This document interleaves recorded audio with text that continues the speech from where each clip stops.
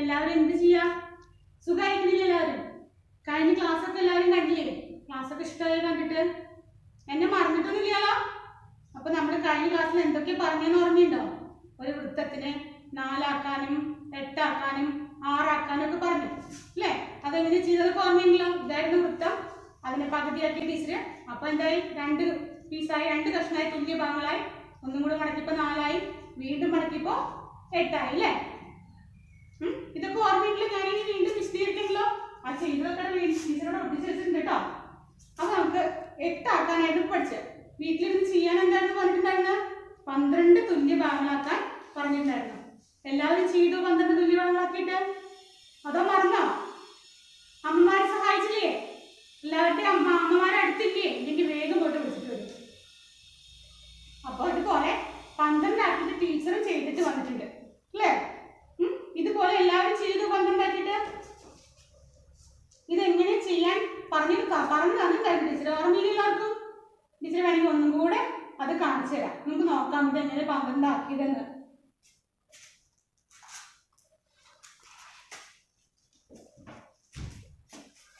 ഈ മട്ടത്തിന്റെ ഏത് സൈഡ് വെച്ചിട്ടാ 12 ആക്കിയെന്ന് ഓർമ്മയുണ്ടോ? ഈ സൈഡ് ഉപയോഗിച്ചിട്ടാണ് 12 ആക്കാൻ പറഞ്ഞിട്ടുണ്ടായിരുന്നത്. നമുക്ക് ഒന്ന് വെച്ച് നോക്കാം. കണ്ടോ? 12 തുല്യ ഭാഗങ്ങളായിട്ട് എന്താ 12 കാണില്ലാർക്കും? അടുത്ത് വെച്ചു. ടീച്ചർ ചെയ്ത് ശരിയല്ലേ തോന്നുന്നു കേട്ടോ? കറക്റ്റ് അല്ലെങ്കിൽ പറയണേ. 12 ആക്കി അല്ലേ? എല്ലാം കറക്റ്റാ അല്ലേ? ഇനി ചെയ്യാത്തവരെ ഈ സെറ്റ് സ്ക്വയർ ഉപയോഗിച്ച് അതിന്റെ മുകളിലത്തെ കൂർത്ത ഭാഗം ഉപയോഗിച്ചിട്ടാണ് 12 ആക്കുന്നത്. അപ്പൊ ചെയ്യാത്തവരുണ്ടെങ്കിൽ വീണ്ടും അതൊന്നും കൂടെ ഓർമ്മിപ്പിക്കാണ്. അമ്മമാരുടെ സഹായത്തോടു കൂടെ ചെയ്യണം. ഇനി നമ്മൾ എന്ത് വേണം? ഇപ്പൊ 12 ആക്കി. നമുക്കിനി 24 ഭാഗങ്ങളാക്കാൻ നോക്കിയാലോ? ഇനിയിപ്പോ ഈ 2 സെറ്റ് സ്ക്വയർ ഉപയോഗിച്ചിട്ട് കഴിയും അതിന്? നമ്മളിതിന്റെ എല്ലാ ഭാഗങ്ങളും ഉപയോഗിച്ചു അല്ലേ? അപ്പൊ ഇത് ഉപയോഗിച്ചിട്ട് ചെയ്യാൻ കഴിയില്ല എന്നാണ് ടീച്ചറുടെ അഭിപ്രായം. അപ്പൊ നിങ്ങൾ നോക്കാം. അപ്പൊ ഇനി 24 ആക്കാനുള്ള ഒരു എളുപ്പ വഴി ടീച്ചർ പറഞ്ഞുതരാം. എങ്ങനെയാണത്? അപ്പൊ നമ്മൾ 12 ചെയ്യാൻ കാണിച്ചത് നിങ്ങൾ ചെയ്യുകയും ചെയ്തു അല്ലേ? അപ്പൊ ഈ 12ന്റെ ഒരു പീസ് ടീച്ചർ വെട്ടിയെടുക്കാണ്. ഇതൊന്നും അല്ല കേട്ടോ, വേറെ പീസ് ടീച്ചർ വെട്ടി കൊണ്ടുവന്നിട്ടുണ്ട് 12 ആക്കിയിട്ട്. കണ്ടോ? നമുക്ക് അതുപോലെ വെച്ച് നോക്കാം. അത് മാച്ച് ആയിരിക്കുന്നത് കണ്ടോ? പുറത്തേക്കൊന്ന് പോകണമെങ്കിൽ കറക്റ്റ് അല്ലേ? അപ്പൊ ഇനി എന്ത് വേണം? 12ന്റെ ഇരട്ടിയാണ് 24. അപ്പൊ ഈ ടീച്ചർ ഇതിനെ ഒന്ന് പകുതിയാക്കാണ്. പകുതിയാക്കി. എന്നിട്ട് എന്ത് ചെയ്യാം? ഇതിനൊന്ന് കട്ട് ചെയ്യാം. കട്ട് ചെയ്തിട്ട് പീസ് ഇതുപോലെ ടീച്ചർ കൊണ്ടുവന്നിട്ടുണ്ട് കണ്ടോ? അപ്പൊ ഇങ്ങനെ ഒരു പീസ് കിട്ടും. ഇത് നമുക്കൊന്ന് വെച്ച് നോക്കാം. അപ്പൊ ഈ 12ന്റെ പകുതി ആയിക്കോട്ടെ അല്ലേ? കാണാൻ എല്ലാവർക്കും? ഇപ്പൊ ഇത് 12 ഭാഗമാക്കിയ ഒരു ഭാഗമായിരുന്നു ഇത് ഫുള്ള്. അതിന്റെ പകുതി വെച്ചപ്പോ ഈ 12ൽ ഒന്നിന്റെ പകുതി ആയിക്കഴിഞ്ഞു. അപ്പൊ ഈ കോണിന്റെ പകുതി ആയിപ്പോയത്. ഇതുപോലെ ഇവിടെ ഇങ്ങനെ വെച്ചിട്ട് ടീച്ചർ പേന എടുത്തു, ഇവിടെ വെച്ചു, പിന്നെ ഇവിടെ ഇങ്ങനെ നോട്ട് ചെയ്തു. അടുത്ത കളിയിൽ ഇങ്ങനെ വെച്ചു, അതിന്റെ പകുതി നോട്ട് ചെയ്തു. ഇതുപോലെ അടുത്തയിൽ ഇങ്ങനെ വെക്കാം, നോട്ട് ചെയ്തു. ഇങ്ങനെ ഓരോ പോയിന്റ് പോലെ കണ്ടെത്തി. നിങ്ങൾക്ക് എല്ലാവർക്കും അത് കാണുന്നില്ലേ പോയിന്റ്? നമുക്ക് ഒന്നും കൂടെ കളർ ചെയ്ത് കൊടുക്കാം അല്ലെ? ഡാർക്ക് ആക്കിയിട്ട് കണ്ടോ? അപ്പൊ കാണില്ല എല്ലാവർക്കും? അപ്പൊ ഇങ്ങനെ 12 ആക്കിയിട്ട് ആ 12ൽ ഒരു ഭാഗം വെട്ടിയെടുത്ത് അതിന്റെ പകുതി വെട്ടിയെടുത്ത് ഇങ്ങനെയാണ് 24 ചെയ്യേണ്ടത്. അപ്പൊ അടുത്ത ക്ലാസ്സിലേക്ക് നിങ്ങൾ വീട്ടിലിരുന്ന് ചെയ്യേണ്ട വർക്കാണ്. 12 ആക്കിയിട്ട് ഇപ്പൊ ചെയ്തു.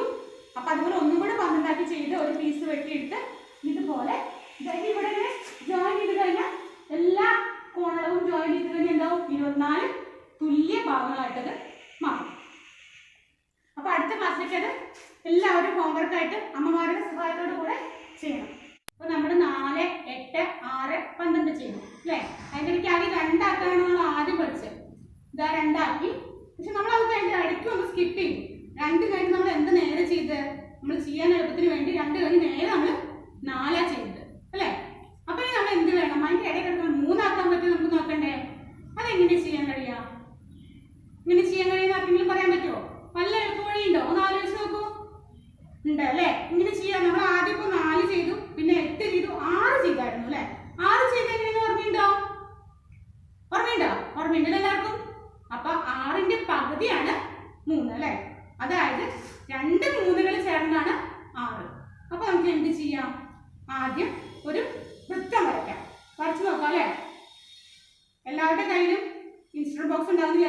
അതിൽ കാണുന്ന കോമ്പസിന്റെ ഒരു വലിയ രൂപമാണ് ഇത്. അതിൽ ചെറിയ കോമ്പസ് ഉണ്ടാവുക, അത് വെച്ചിട്ട് ഇതിൽ വരയ്ക്കാൻ കഴിയില്ല. അതുകൊണ്ടാണ് ഞാൻ വലിയൊരു കോമ്പസ് ഉപയോഗിക്കുന്നത്. നോക്കാം നമുക്ക് എങ്ങനെയാണ് വൃത്തം വരയ്ക്കുന്നത് കേട്ടോ. ആദ്യം നമ്മൾ വൃത്തകേന്ദ്രം ഒന്ന് അടയാളപ്പെടുത്തി. കണ്ടോ എല്ലാവരും വൃത്തകേന്ദ്രം അടയാളപ്പെടുത്തിയത്? ഇപ്പൊ കണ്ടില്ലേ, കാണാൻ പറ്റില്ല എല്ലാവർക്കും വൃത്തകേന്ദ്രം അടയാളപ്പെടുത്തിയത്. ഇനി നോക്കണം എല്ലാവരും ഇസ്രായേൽ വെച്ചിട്ട് ഒരു വൃത്തം വരയാണെന്ന് ശ്രമിക്കാം കേട്ടോ.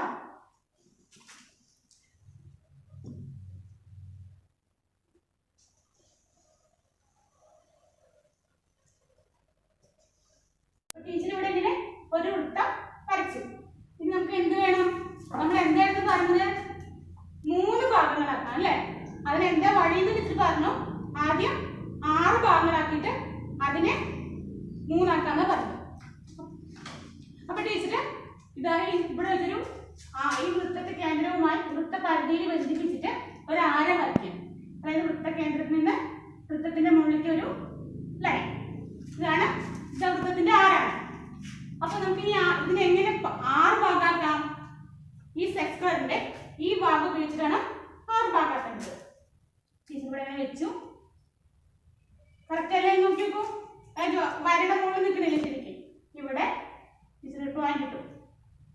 ഇനി വീണ്ടും ഇതുപോലെ തന്നെ ഇവിടെ ഞാൻ ചേർത്ത് വെച്ചു.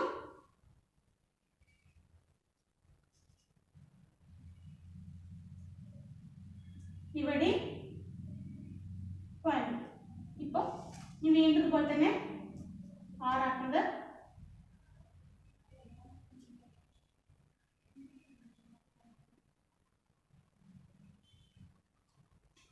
ഇങ്ങനെ തിരിച്ചിട്ട് വീണ്ടും വെക്കുകയാണ്.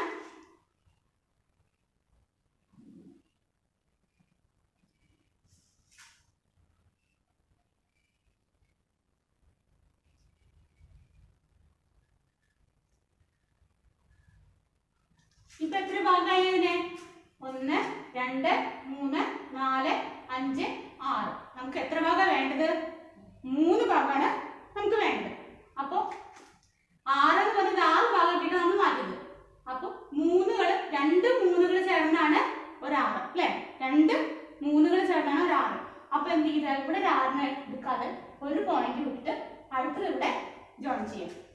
ഇവിടെ വരയ്ക്കണേ കണ്ടോ? പിന്നെ അടുത്ത 6ന്റെ ഭാഗം വിട്ടിട്ട് തൊട്ടടുത്ത് എടുക്കുക. ഇപ്പൊ എത്ര ഭാഗമായി? 6 ഭാഗമായിട്ടേ. സോറി 3 ഭാഗമായിട്ടേ. നമ്മൾ 6 ഭാഗങ്ങളാക്കിയിട്ട് അതിനെ എളുപ്പ വഴി കൂടെ 3 ഭാഗങ്ങളാക്കി. ഇപ്പൊ വൃത്തത്തിനെ 3 ഭാഗങ്ങളാക്കി.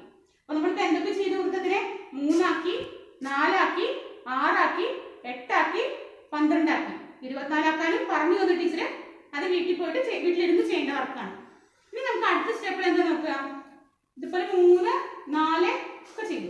അടുത്ത 5 ആക്കാൻ പറ്റും. ഇതുപോലെ നമ്മൾ ഇങ്ങനെ എന്തെങ്കിലും സാധ്യതകൾ വെച്ചിട്ട് ഇത് ഉപയോഗിച്ചിട്ടോ അല്ലെങ്കിൽ ചെയ്ത് തന്നെ പകുതിയാക്കിട്ടോ ഒക്കെ ഉപയോഗിച്ചുകൊണ്ട് എന്തെങ്കിലും ഒരു സാധ്യത ഉപയോഗിച്ചിട്ട് 5 ആക്കാൻ കഴിയുമോ? ഇതിനെ കഴിയുമോ? ഒന്ന് ആലോചിച്ച് നോക്കൂ. കഴിയില്ല അല്ലെ? കഴിയില്ല. നമുക്ക് ഇനി എങ്ങനെ നോക്കിയാലും ഇത് ഒക്കെ ഒന്ന് ഉപയോഗിച്ചിട്ട് നമുക്ക് 5 ആക്കാൻ കഴിയില്ല.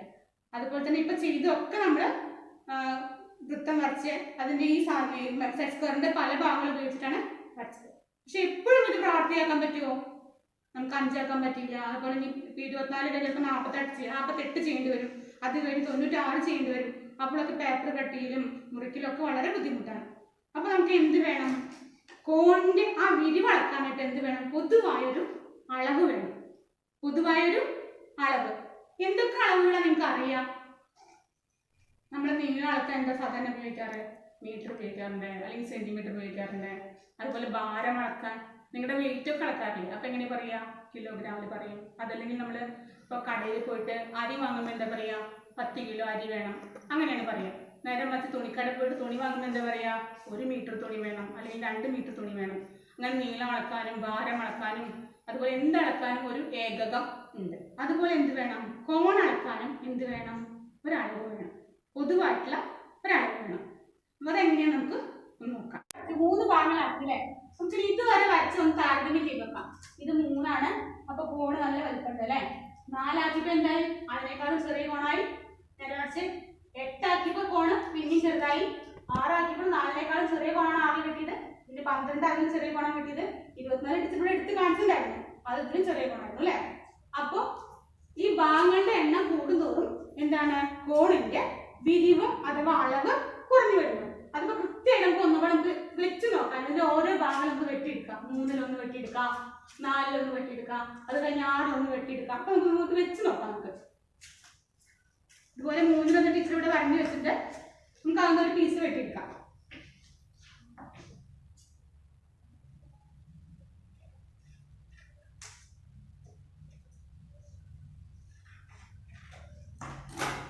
ടീച്ചറിനെ അതിവിടെ ഫിക്സ് ചെയ്യാം കേട്ടോ. ഇവിടെ ഒട്ടിച്ച് വെക്കാണേ.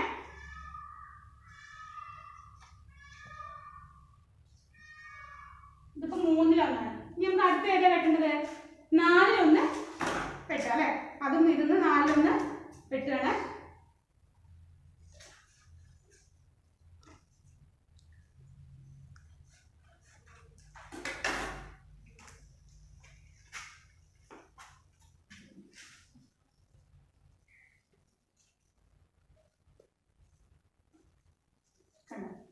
ഇപ്പൊ എന്തായി? 3-ൽ 1-നേക്കാളും കോണ് ഒന്നും കൂടെ ചെറുതായി. ഇനി നമുക്ക് 6-ൽ 1 ഇതുപോലെ ടീച്ചർ വെട്ടി കൊണ്ടുവന്നിട്ടുണ്ട്. നമ്മൾ വെട്ടിയത് എടുക്കുക വേണ്ടത്. അത് വീട്ടിലിരുന്ന് നിങ്ങൾ അമ്മമാരുടെ സഹായത്തോടെ കൂടെ വെട്ടി തയ്യാറാക്കണം. അപ്പൊ കണ്ടോ, 6-ൽ 1 വീണ്ടും ചെറുതായി. ഇനി വേണ്ട നമുക്ക് എന്താണ്? 8-ൽ 1 ആണ്. അത് ഇതുപോലെ വെട്ടി കൊണ്ടുവന്നിട്ടുണ്ട്. അത് വെക്കുമ്പോ നോക്കൂ,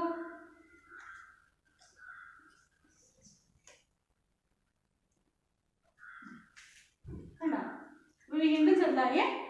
ഇനി 12-ൽ 1 വെച്ച് നോക്കാം.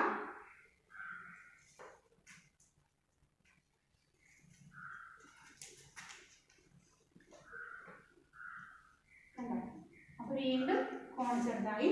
നമ്മൾ നേരത്തെ 24-ൽ 1 ടീച്ചർ വെട്ടി വെച്ചിട്ടുണ്ട്. അത് നിങ്ങൾക്ക് ചെയ്യേണ്ട വർക്കാണ്. വീട്ടിലിരുന്ന് അത് ഇതുപോലെ ചെയ്യുന്നു. അപ്പൊ കണ്ടോ, നല്ല വ്യത്യാസമുണ്ട് കോണിന്റെ അളവ് അല്ലെ? 3 ആക്കിയപ്പോ ഇത്രയും വലിപ്പം ഉണ്ടായിരുന്നു. 4 ആക്കിയപ്പോ വീണ്ടും കുറഞ്ഞു. 6 ആക്കിയപ്പോ വീണ്ടും കുറഞ്ഞു. 8 വീണ്ടും കുറഞ്ഞു. 12 വീണ്ടും കുറഞ്ഞു. 24 ആക്കുമ്പോ വീണ്ടും കുറഞ്ഞു അല്ലെ? ഇനിയിപ്പോ 24 നമ്മൾ 48 ആക്കുകയാണെങ്കിലോ, അപ്പൊ ഇതിലും കുറയും. 48-ന് 96 ആക്കുകയാണെങ്കിൽ വീണ്ടും കോണിന്റെ അളവ് ഇങ്ങനെ കുറഞ്ഞ് കുറഞ്ഞ് കുറഞ്ഞ് വരും.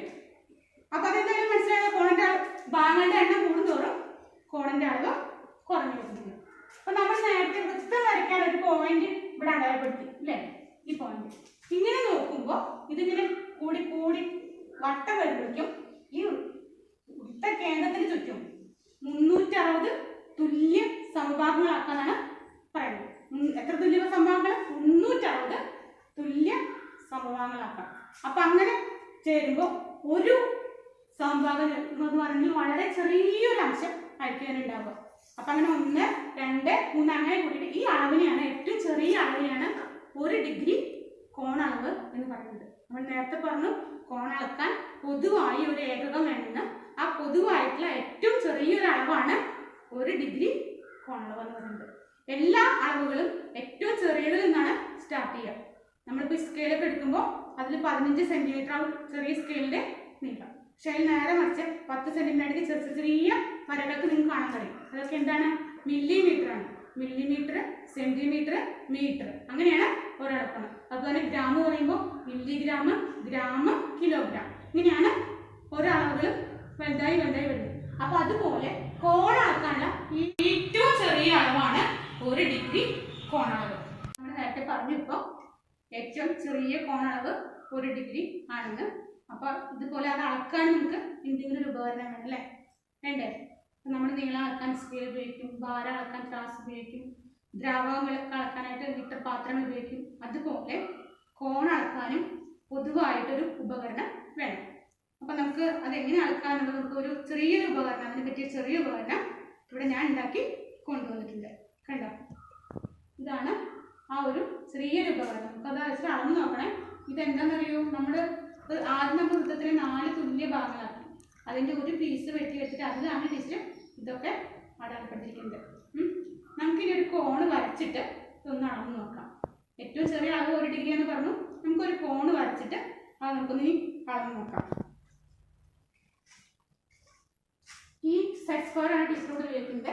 ആദ്യം സ്കെയിൽ വെച്ചിട്ട് ഒരു വര ഇവിടെ വരയാണ്, ഒരു ലൈൻ വരയണോ.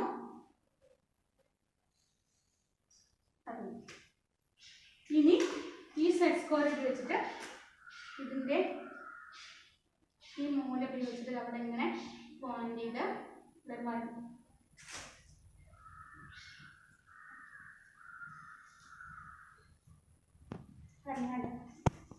ഇപ്പൊ ഒരു കോണായത് അല്ലേ? കോണ് വന്നില്ലേ? രണ്ട് ഭുജങ്ങളും ഒരു പൊതു ശീർഷമായിട്ട് ഒരു കോൺ അവിടെ ഉണ്ടായി. നമുക്ക് നേരത്തെ പറഞ്ഞ പോലെ ഈ 1 ഡിഗ്രിയാണ് ഏറ്റവും ചെറിയ കോണളവ് എന്ന് പറഞ്ഞു. അങ്ങനെയെങ്കിൽ 1 ഡിഗ്രിയിൽ തുടങ്ങി 1, 2, 3, 4, 10 വരെ എത്തി. ഇങ്ങനെ 10, 20, 30, 40, 50 ഇവിടെ 90 വരെ എത്തിയിട്ട് നിൽക്കുന്ന ഒരു ചെറിയ അളവ് വേഗമാണ് ഇവിടെ കാണിക്കുന്നത്. അപ്പൊ നമുക്ക് ഇത് വെച്ചിട്ട് നമുക്കൊന്ന് അളന്ന് നോക്കാം അല്ലേ? ഇതിവിടെ ചേർത്ത് വെച്ചു, ഇതായി മൂലയില് അങ്ങനെ ചേർത്ത് വെച്ചു, കണ്ടോ? അപ്പൊ ഇവിടെ എത്രയാണ് കാണുന്നത്? ഇവിടെ 0 മുതൽ 10 വരെയുണ്ട്, പിന്നെ 20, 30, 40, 50, 60. ഇപ്പൊ എത്ര ഡിഗ്രിയായി? 60 ഡിഗ്രി വരെ നമ്മുടെ കോണളവ് എത്തി. ഇപ്പൊ വരച്ച കോണ്ടളവ് 60 ഡിഗ്രി. മനസ്സിലായോ? ഇപ്പൊ വരച്ച കോണ്ടളവ് 60 ഡിഗ്രിയാണ് ഇപ്പൊ വരച്ച കോണ്ടളവ്. ഇതോടൊന്നും എഴുതി കാണിക്കാൻ സിസ്റ്റർ 60 ഡിഗ്രി. ഇനി നമുക്ക് ഒന്നും കൂടെ അതും കൂടെ ഒരു കോണും കൂടെ വരച്ച് നോക്കാം. ഇതിപ്പോ 60 ആണ്. ഇതാ സെറ്റ് സ്ക്വയറിന്റെ അതായത് മട്ടത്തിന്റെ ഈ ഭാഗം വെച്ചിട്ട് ടീച്ചർ വേറെ ഒരു കോണും കൂടെ വരയാണ്.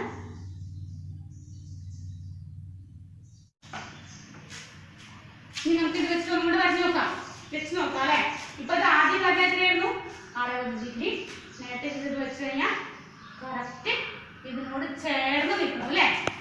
ചേർന്ന് നിന്നില്ല. ഇപ്പൊ ഈ 2 വരയുടെ 2 കോൺ, അതായത് അവസാനം വരച്ച കോണ് ടീച്ചർ ഉണ്ടാക്കിയ ഈ അളവ് ഏകത്തിനോട് ചേർന്ന് നിൽക്കണം. ഇത് എത്ര ഡിഗ്രിയാണ് വരുന്നത്? 90 ഡിഗ്രി. അതായത് ഒരു വൃത്തത്തിന് 4 ഭാഗങ്ങളിലാക്കിയിലെ ഒരു ഭാഗം അത് പറഞ്ഞാൽ 90 ഡിഗ്രിയാണ്. 4 ഭാഗങ്ങളാക്കിയതിന്റെ ഒരു ഭാഗം 90 ഡിഗ്രി. ഇപ്പൊ ഏതൊക്കെ പറഞ്ഞു? 60 ഡിഗ്രി പറഞ്ഞു, അടുത്തത് പറഞ്ഞത് 90 ഡിഗ്രി. ഇനി നമുക്ക് നോക്കേണ്ടത് ഒരു കോണും കൂടെ വെച്ച് വരച്ച് നോക്കാം. ഇപ്പൊ ഇതിൻ്റെ ഉള്ളിൽ നിൽക്കുന്ന 2 കോണുകളാണ് ഇപ്പൊ വരച്ചത്. ഇനി നമുക്ക് ഒരു കോണും കൂടെ ഒന്ന് വരച്ച് നോക്കാം. അവിടെ തന്നെ വരയാണ്.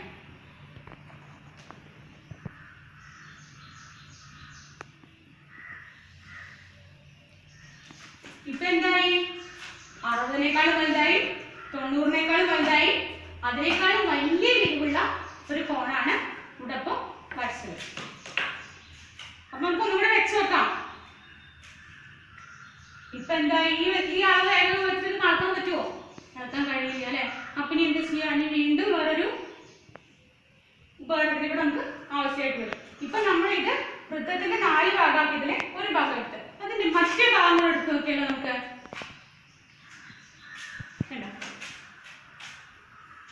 ഇപ്പൊ നോക്കൂ, ഇപ്പൊ എന്തായി? ആ വൃത്തത്തിന്റെ മറ്റേ ഭാഗം കൂടെ ചേർത്തപ്പോൾ എന്തായി? ഒരു അർദ്ധവൃത്തായി. ഇനി ഇത് വെച്ചിട്ട് നമുക്ക് ആ കോണാകും നടക്കാൻ പറ്റും നമുക്ക് നോക്കാം. അപ്പൊ ഇവിടെ ഞാൻ ജോയിൻ ചെയ്തിട്ട് വെക്കട്ടോ.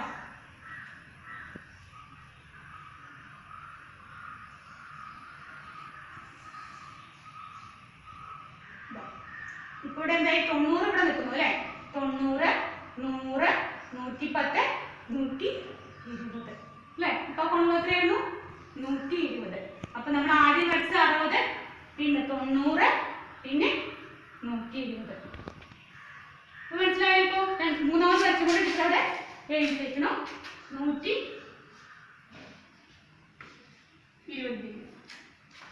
ഇങ്ങനെ എപ്പോഴും ഇങ്ങനെ ഓരോ കഷ്ണങ്ങൾ വെച്ചുകൊണ്ട് എടുത്ത് നമുക്ക് പറ്റില്ല അല്ലെ?